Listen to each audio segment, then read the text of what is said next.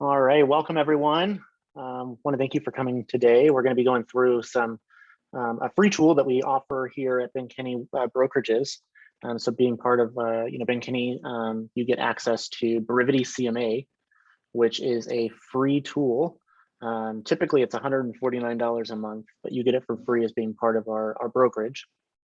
And essentially what this tool does is it allows you to do two things. It allows you to run really high level visual CMAs or market analysis for your clients. And it also allows you to set up market reports. And the market reports are super cool. I think the CMA part is really cool too, but the market reports are great because they allow you to keep your clients or prospects on a drip. And so they're getting regular contact from you, and getting market updates, something of value from you. And so we're going to be going through that today. Let me go ahead and share this link with you all. This link is where you're going to go. So I just put that in the chat to create your free account. So if you haven't already made a Brivity CMA account, if you click that link in the chat, you should be able to create one and it'll give you that discount to make it free. I'm going to get logged in here.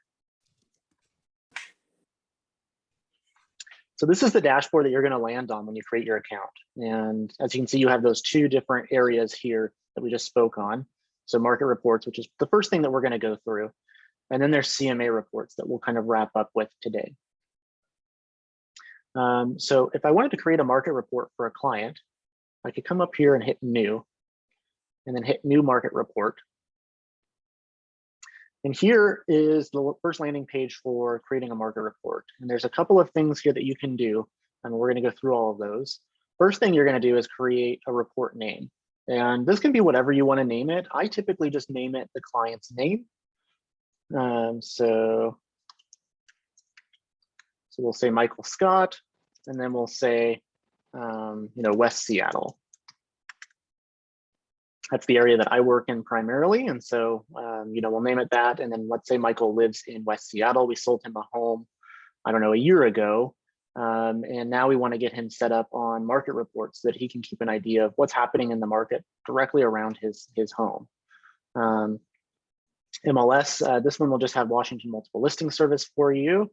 And there's two different ways that you can do this. You can do a radius. So if you type in Alki Beach, let's say that that's where they own the home. It'll actually pull up a radius for you of all of the, within a quarter mile or a half mile, you can drop it down here. So quarter mile, half mile, mile and a half. What I usually do is I do 1.5 miles or 2 miles, and that way it pulls up a little bit more. And then down here, you have the ability to go through and sort by filters. So you can find homes that kind of match their general type of home that they're living in currently. And so to be honest with you, I don't really change this a lot. If I was running a CMA, which is something that we'll get to in a second, this would be something that I would go in and fine tune. But, if I come in here and I start, let's say that it's a 3-bedroom, 3-bath house that they have, if I go through and I just start narrowing that down, you can see that all of my results start getting smaller and smaller. And we want to make sure that we're sending them things of value, right? And so I always like to keep this as open as possible. And that way they're getting an idea of the whole market, right? And so we have 1.5 mile radius around Alki Beach. So kind of that tip of West Seattle. We've got our report name. We've got our area. We've got all our stats in here. So we'll hit next. And then what I can do is actually set this person up on a drip campaign. So Michael Scott, and we'll say Michael at DunderMifflin.com. And then we can drop down here and we can actually select which, how frequently do we want them to get this email? And so what the question that I pose to myself when I'm selecting this option here is, how quickly are they going to make a move? And so maybe we're setting this up for a client that just closed last week. Well, maybe we just send it to them every month. But maybe it's a client that we've been in conversations with and they're like, yeah, we're outgrowing our space a lot faster than we thought. We need something bigger. And we need to move within the next 6 months. Well, maybe I'm going to drop it down to every week. right? And so then I can hit the send report button, and it's going to set Michael up on a drip. So I'll change this over to me so that.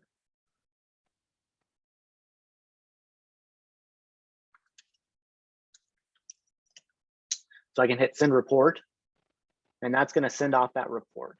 So let's look at what that report actually looks like. So here on the dashboard, you can see it created that market report for my client. And then I can come over here and there's some actions. So you can either view the market report, you can email it to them again, you can share the direct link, or let's say that your client is like, saying that, hey, I'm getting way too much emails, or, maybe they want to fine tune it so that it is including only those 3 bedrooms. You actually go in and edit it. Or let's say that they're like, hey, stop sending this to me. I don't care about this anymore. You can also just go in and delete it. But this is what that report's going to look like. And so when you create your account, one of the things that's super, super important is that you go and finish setting up your profile. And I'll show you where you can do that in a moment. But otherwise, if you don't, this information is not going to populate. And so you won't have your logo there. You won't have your picture, your phone number. It'll just kind of be a blank box. And so before you start sending this out to clients, you want to make sure that you go in and fill out the profile. So you can see here as I scroll down, it's going to give me first off 30-day trends. So it's going to give me my average list price, my average days on market, and whether it's an increase or a decrease, the new listings that have come on in the last 30 days, and then how many listings were sold in the last 30 days. And then if you scroll down, you're going to get a little bit more detail on price ranges, so low, median, and high. So you can see this is kind of Alki Beach is a little bit all over the place right now, but it's to be expected with the area. And then they can scroll down even more, and you can see that we have 73 listings. And so I can drop that down. I can sort by price, low to high or high to low. I can even toggle specific ones on and off. So if I wanted to, toggle just actives, I can turn off pending and sold. And then that way your client can actually see on the map, what's just actually active on the market. Or maybe they are driving by, a property in West Seattle on their way home to work, and they see that it went from, active, that just the sign in the ground, and maybe now it's got a sold rider on it, right? And so maybe they want to see, okay, well, maybe I can come into pending and see, what is that pending at? And, you can go in and they can click and actually pull up the listing. And what's great is, if they have more questions or they want additional information, they can actually contact you directly through Brivity CMA. And this will create a lead for you to your email, letting you know that, someone that you had set up on a market report is now interested in a listing that you had sent them. But they can pull up this detail themselves. So they can pull up the MLS number, the price, the address, all of the different stats around the property. And then they can even go through and look at the pictures directly from the MLS. And so this allows your clients to be able to say, well, how does this house match up to my house? Is my house, I have a better kitchen, or does this house have a better kitchen, or is my house more upgraded? It allows them to gauge kind of, what prices are in their neighborhood. So they can scroll through, and then at the bottom, there's another lead generation form for you to try to get in contact with these clients.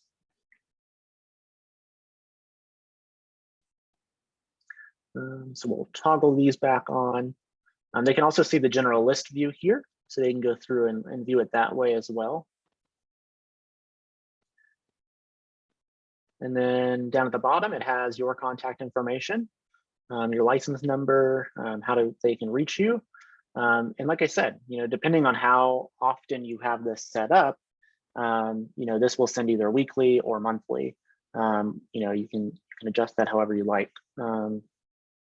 There's also a couple different toggles up here, so they can go and hit get home value, or sell my home, or contact us. So just another opportunity for you to generate more leads. And what's great about this tool is, you can set up basically anyone that you have an email for and a neighborhood for. And so we think back to command and the 4 fundamentals of a strong database. It's phone number, email, address, and neighborhoods, right? And so if we have email and neighborhoods, they can, relatively speaking, be set up on a market report drip. And that's going to be another way for you to contact them. And there's agents in my office that have had people set up on these market report drips for 2 years, haven't had any contact with the person. outside of maybe meeting them at an open house 2 years ago, and they've maybe not responded and the leads went cold. And then all of a sudden they reach out because of this market report. Or you'll notice that clients, you'll sell a home for them and then they'll keep the market report up. They like seeing what's going on in their old neighborhood. So it's a very big piece of value for your clients. Any questions on market reports so far? I'm going to show you a couple more things, and you can feel free to just come off mute. I'll just add, we have an agent in our office who shared with us the other week that he just sent out market reports to his whole database, and he had a 100% open rate. Like every single person that he sent it to opened it, which is insane. That's awesome. Yeah, no, and I think like once you get your clients to open it once or twice, it's really, the client starts to see the value in receiving it. And, your clients might even ask to receive it more frequently, right? It's just a great tool for maintaining conversations with your clients. Any other questions? Do you have yourself set up on a market report, Tim? I do. So this is actually the market report I have. So we primarily work in the junction in like North Admiral and Alki, so the northern tip of West Seattle. And so I have myself set up on drips as well. And what's great about that is, as you're receiving them, first off, it's great for knowing what's going on in the market and the areas that you're selling in, but also you're seeing what your client's seeing, right? And I don't think that as agents that we should ever set our clients up on something that we're not going to set ourselves up on. And so, if we think about a saved search through command or a market report through Brivity CMA, those are all things that before we set people up on those, it's really, really a great idea to go in and see what your consumer is receiving. Because the worst thing that can happen is someone call you and say, hey, I got my market report and I have questions on it. And you've never actually looked at the market report. And so it's always a good idea to have yourself set up on these. All righty.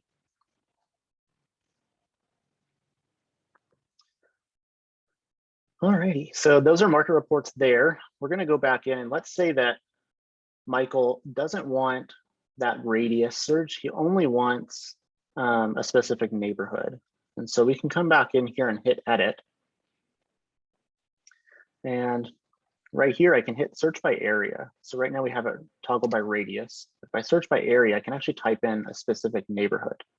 And so let's say that Michael is living in West Seattle now, but him and his family have really fallen in love with the Northgate area. So I can actually come in here and type in Northgate.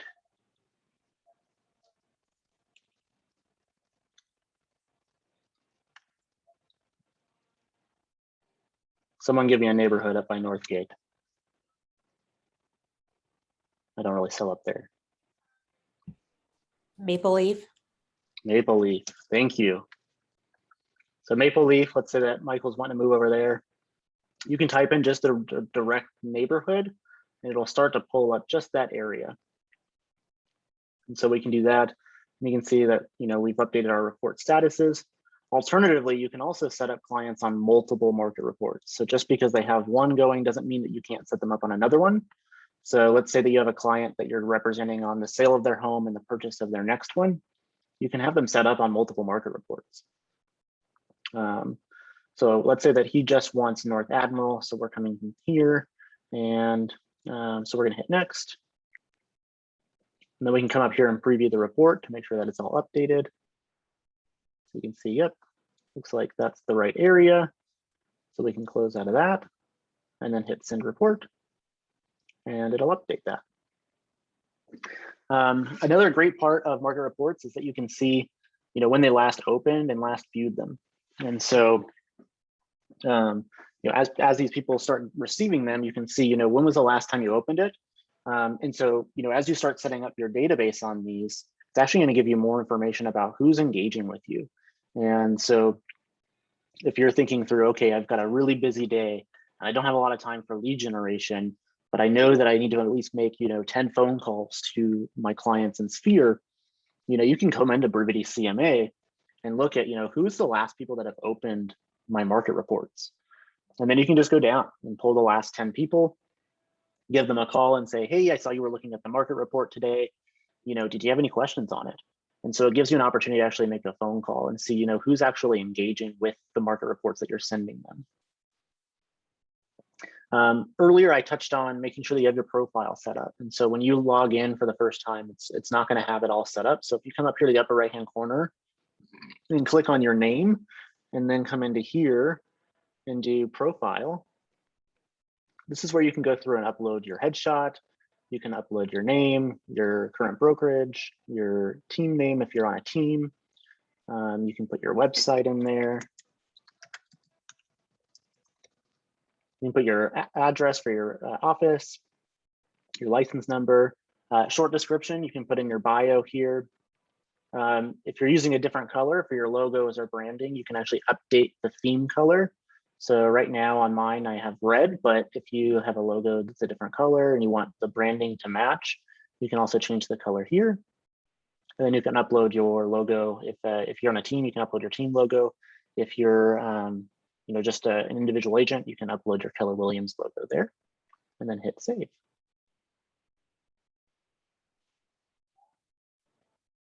All righty. Any questions so far on market reports? Anything that you want me to go into a little bit more detail on?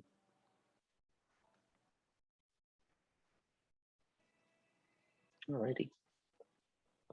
Well, now we're going to go in and pull up CMA reports. And so there's a couple different ways that you can run CMAs right now. Obviously you have access to Matrix, which is, they have a CMA function in there. But frankly, I mean, the CMA and Matrix, it just doesn't look all that great. And, when we think about, going and potentially landing a listing at a listing appointment, we really want our reports to look really, really professional and making sure that the client is looking at them and they feel good about it, right? And the Matrix report is very simple and basic. I mean, I've even seen agents run a CMA where it's just a one-page CMA, and your clients kind of want more. They want to understand what's going on in the market, like whose homes are selling around them. And Brivity CMA allows you to provide that to them. So if I want to create a new CMA, I come up here and hit new, and then new CMA report. And you can see that CMA obviously has a lot more steps than market reports because we're diving in a little bit more deeper, right? Where we're trying to pull information that is comparable to the subject property so that we land on a good price range. And so let's say that Michael is getting ready to sell. And let's see that,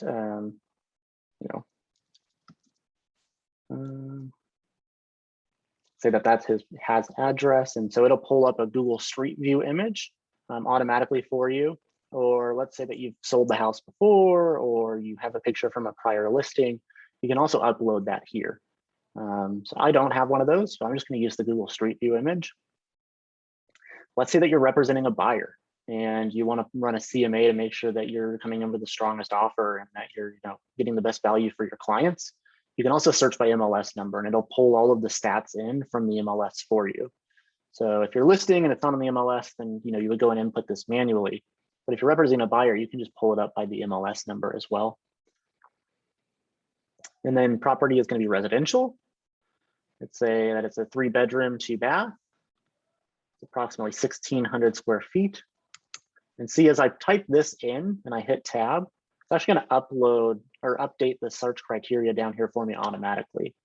And so I don't have to necessarily go down and fine tune that. And then let's say that the lot square footage is 7,000 square feet. And so it automatically updated the lot size for me. Bedrooms, it went down 1 and up 1. Same thing with bathrooms, it'll go down 1 and up 1. Year built, I don't really go and fine tune that quite yet. I want to see the initial results I get. And then right here, sold off market date, you can drop down. And obviously right now we're in a market with low inventory. And so maybe I want to go back and look at the last 60 days of sold data. And then search radius, let's say that I want to do a 1.5 mile search radius for this CMA. Try to pull up as many listings as we can, and then we can kind of go through and see which ones are most comparable. So once I have all of that in there, I'm going to hit next. And you can see no results found. Okay, let's go back one more. So right here, you can see that I didn't pull up any results. So it's going to pull all these listings from the MLS that meet your requirement. And so since I didn't get any, we're going to have to adjust our filters. So we can hit right here, and it's going to pull up this window. It's going to pull over all the stats that we just put in. And let's say that we want to open up the lot square footage a little bit. And then we'll hit view results. So that pulled up 5 listings for us. And Brivity CMA allows you to do up to 5 active, 5 pending, 5 sold, and 5 off-market deals. And that's what the Ben Kinney team does as a standard, right? Is 5, 5, 5. You know, you can definitely use less if you want to. If the, you know, obviously right now we are in a market where there is low inventory, and you might not be able to find a lot of comparable properties. You know, if you only find 3, then you can run the report with just those 3. But 5 is the max.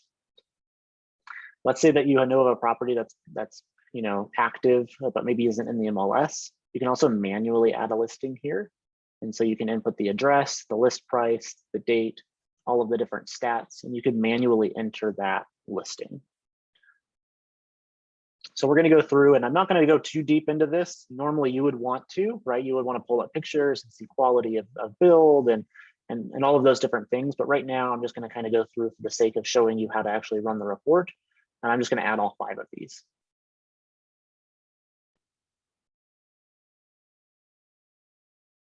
Alrighty, so we've got those all added. And then we're going to hit next, and we're going to move on to pendings. So this is going to pull, like I said before, automatically from the MLS. And so we can go through and start adding these in here. So we've got 10 here. So let's say we want to do that one, that one, that one, that one, and we need one more. We'll do this one. And you can see here that this will change when you click on it. So minus and plus. So let's say that I want to change my mind and I actually don't want to include this one. I can pull that one back off and then select another one. All right, so pending is done. Move on to solds. You can see a lot more sold listings. So this is going to take a little bit more time if I was running this for an actual client of going through and pulling all of these up. But we can go through and start adding some of these here.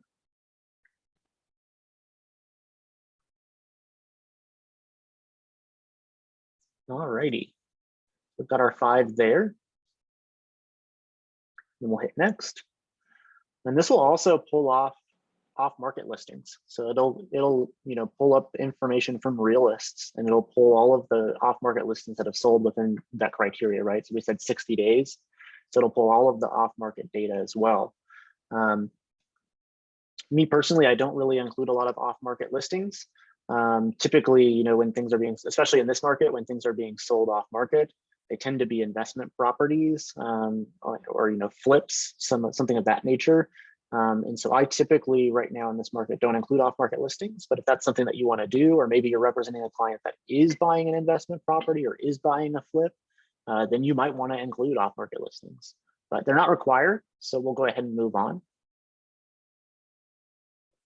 And then we're going to see all of the results on a line item view. And so we can go through and actually validate all of the information that we put in there.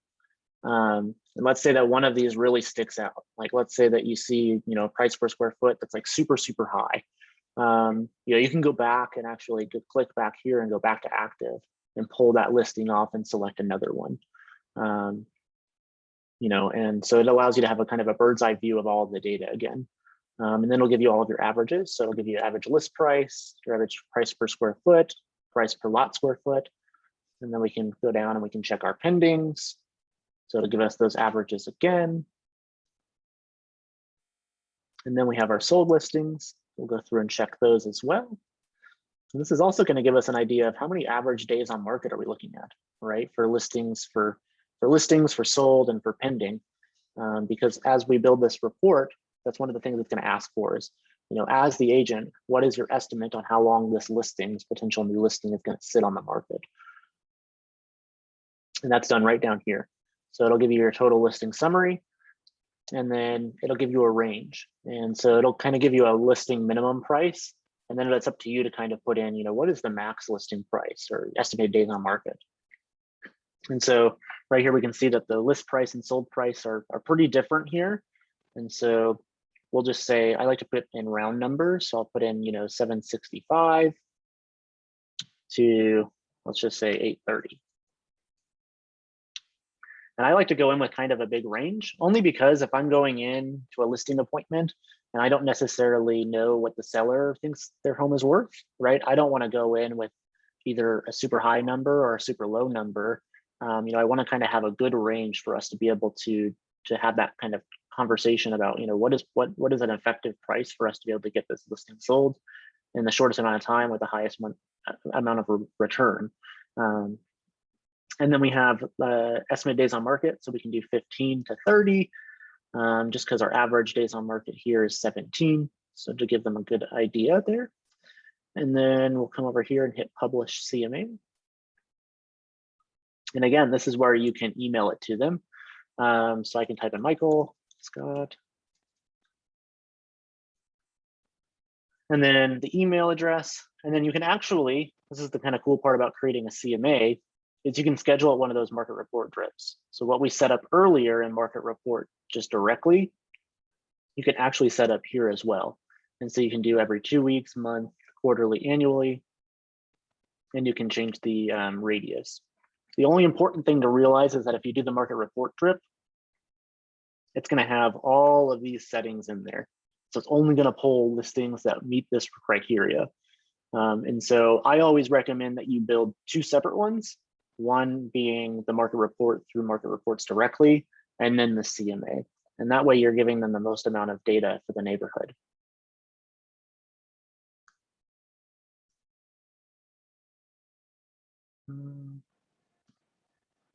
Alrighty, so we'll come back here to publish, and I'll show you kind of what this report looks like. So this is what the CMA actually looks like. And so typically what I'll do is I will email this ahead of time to the client that I'm meeting with. And that way they have an idea, they can review it, right? At a listing appointment, I don't like to spend a lot of time looking at comps, and I think that there's better uses of our time in the listing appointment, talking through how do we want to market the property.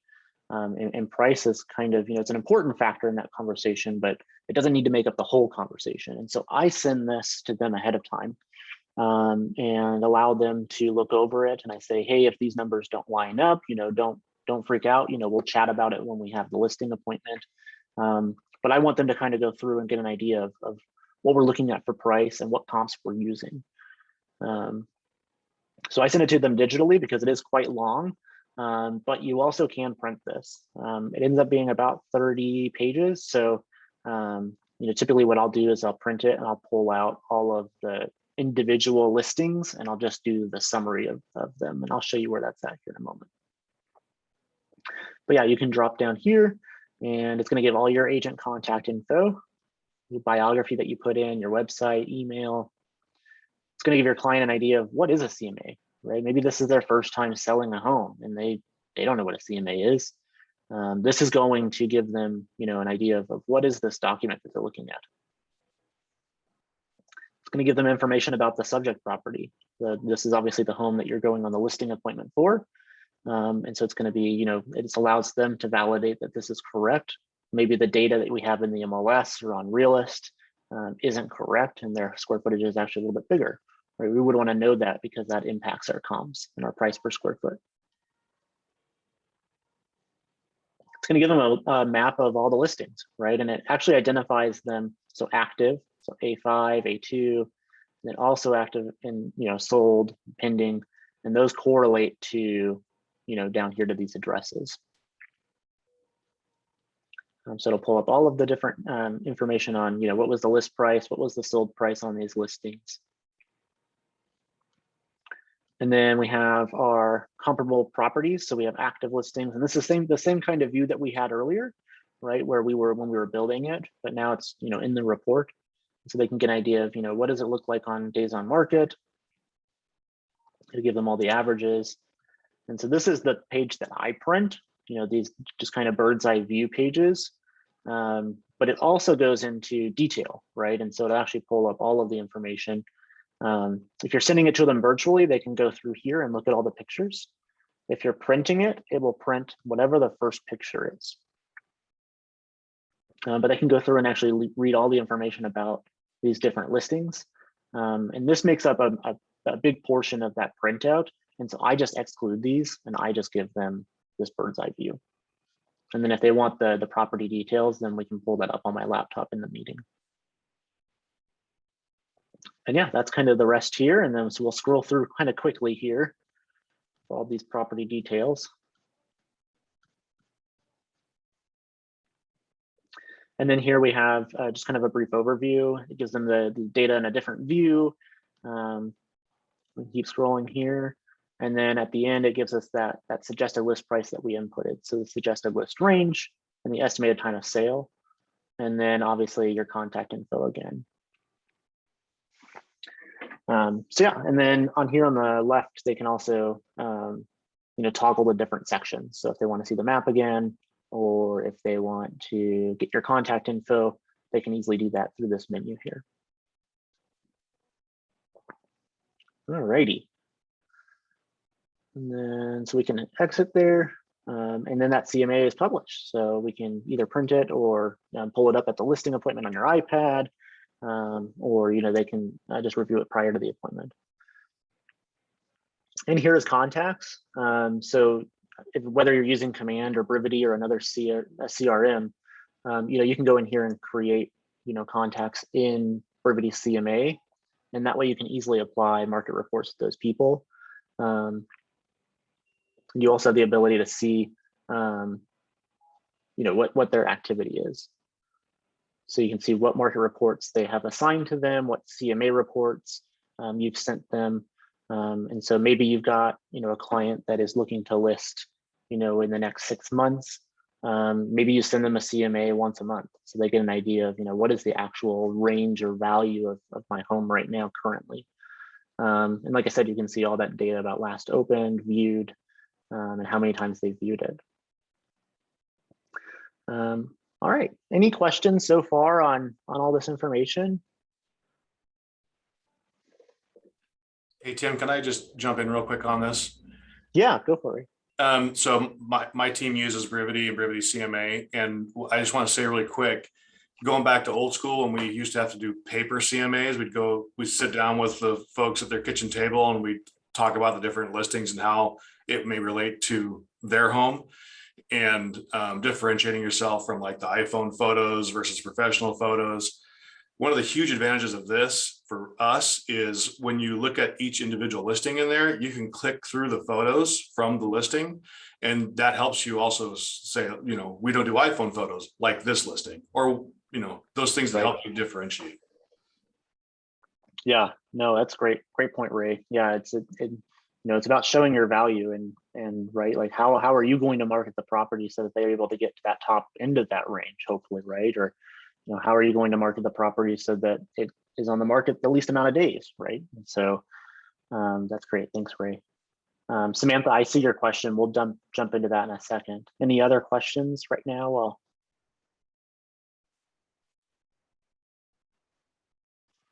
all righty. Samantha, let's go ahead and create a CMA here. And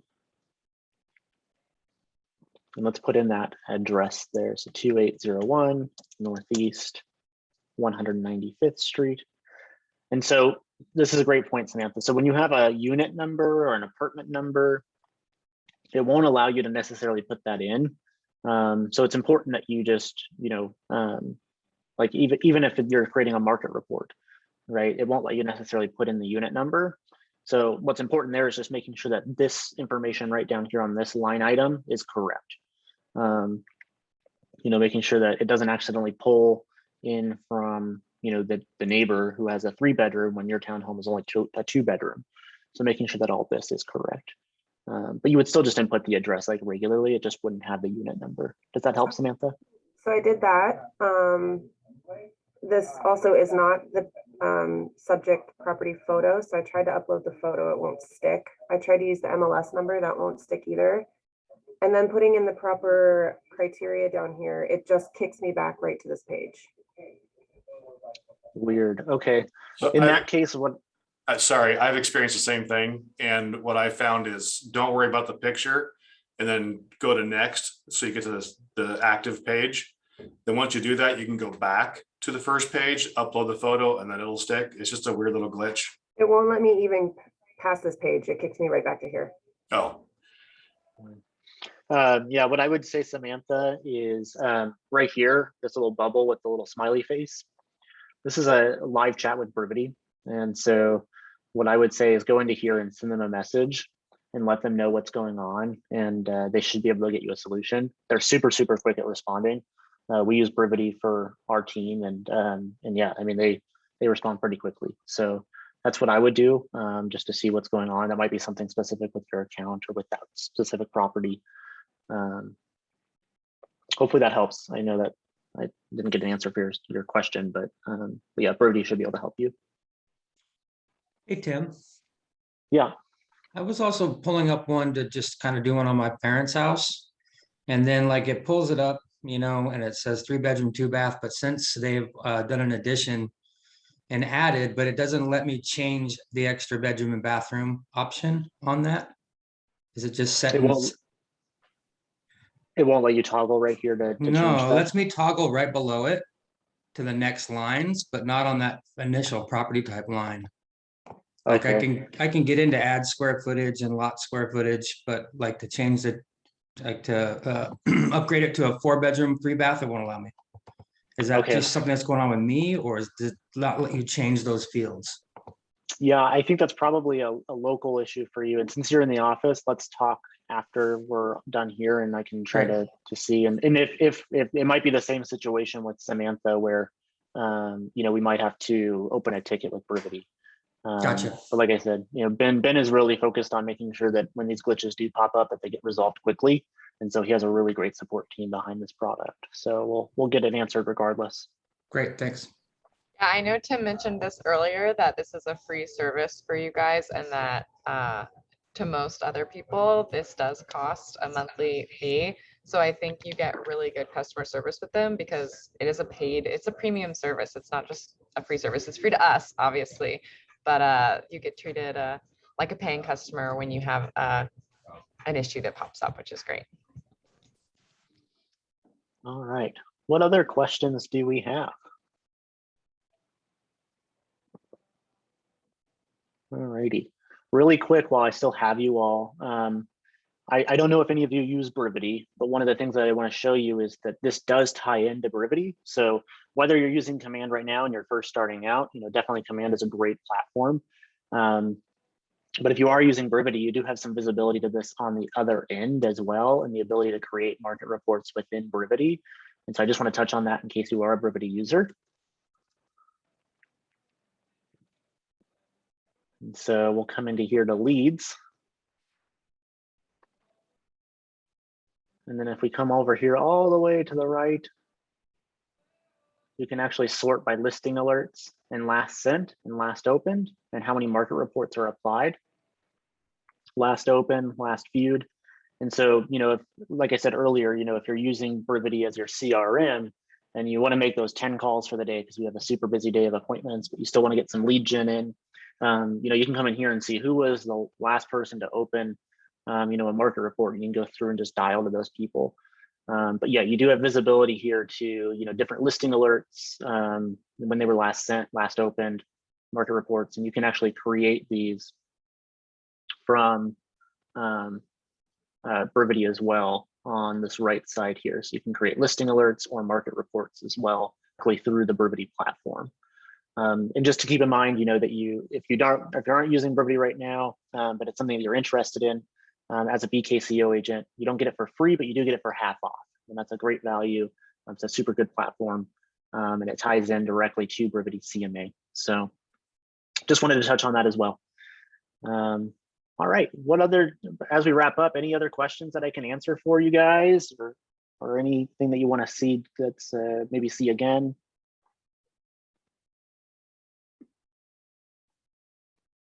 What is the difference between last opened and last viewed? Yeah, so last viewed is going to be when they view it in their email. Last opened is if they click on anything. So if they just pull up the market report in their email and they kind of peruse through it, that's going to count as a view. If they open it, then that's going to count, if they actually click on the link and open into the actual report on their browser, then it'll count as an open.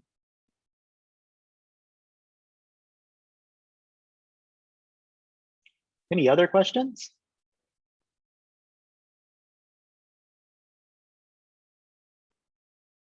All righty. Well, on that note, I appreciate you all coming and watching how to learning a little bit more about Brivity CMA and all of the resources that it offers. And if you have any questions after the call, or if you're getting into Brivity CMA and you're trying to run your first CMA or apply your first market report, and you're having issues or you have additional questions that pop up, definitely reach out. I'm happy to help, and I'll drop my email here in the chat so you have it. And yeah, like I said, don't hesitate to reach out. I'm very happy to help, and I love Brivity, so yeah, definitely able to get you support.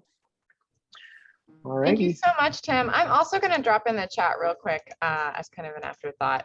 There is a Brivity Mastermind Facebook group. So that's the link if you use Brivity as a CRM, or even if you're just using Brivity CMA, you can still join this group. And if you post any problems that you're having, there's always a ton of Brivity support people and Ben Kenny is in this group as well. So you'll always get attention really quickly by posting your stuff in there as well. And maybe even before a support person gets to you, someone who's experienced your same thing in Brivity may also know a workaround and can comment on it and tell you. It's just a quick way to get answers too, and also see best practices from how other people are using these. So thanks again, Tim. This was great. Awesome. Always love learning from you. Thank you. I appreciate you all. I hope you have a great day. Thanks, y'all. You too. Thanks. Bye, everyone.